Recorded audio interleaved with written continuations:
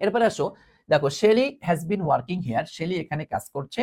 দেখো since 6 month বা for 6 month তথা 6 মাস ধরে, 6 মাস ধরে। হ্যাঁ, আচ্ছা আচ্ছা, দেখো একটু খেয়াল করো, 6 মাস ধরে। তাহলে একটু যদি আমরা মনোযোগ দিই এখানে, তোমরা জানো যে সিন্স আর ফরের একটা ব্যবহার রয়েছে, তাই না?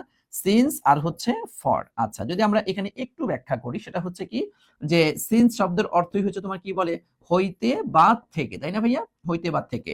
আর ফর মানে কি আমরা বলি হচ্ছে তোমার যাবত, অথবা তোমার হচ্ছে তাবত, তারপর হচ্ছে তোমার কি অবধি।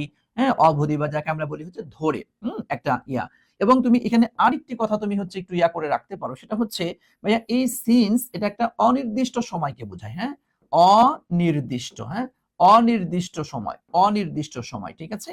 আর এই যে ফর, এটা হচ্ছে একটা নির্দিষ্ট সময়কে বোঝায়, বুঝছো, একটা নির্দিষ্ট সময়। তাহলে তুমি একটু খেয়াল করে দেখো, তুমি একটু খেয়াল করে দেখো এখানে 6 মান্থ তথা কি 6 মাস, তাই না?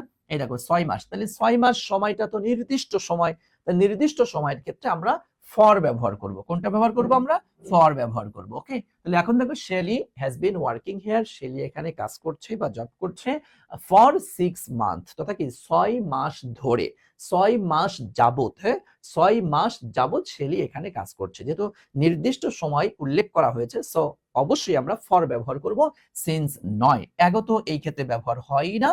আবার দেখো বিফোর টাইম, এই ক্ষেত্রেও তো আমাদের এই এক্সপ্রেশন গুলা ভুল। আমরা সিন্স বা ফরের যে কোনো একটা গ্রহণ করব, নির্দিষ্ট সময় দিয়েছে, সুতরাং আমরা এখানে ব্যবহার করব ফর। ওকে, আচ্ছা, আমরা এটা ক্লিয়ার হয়েছে।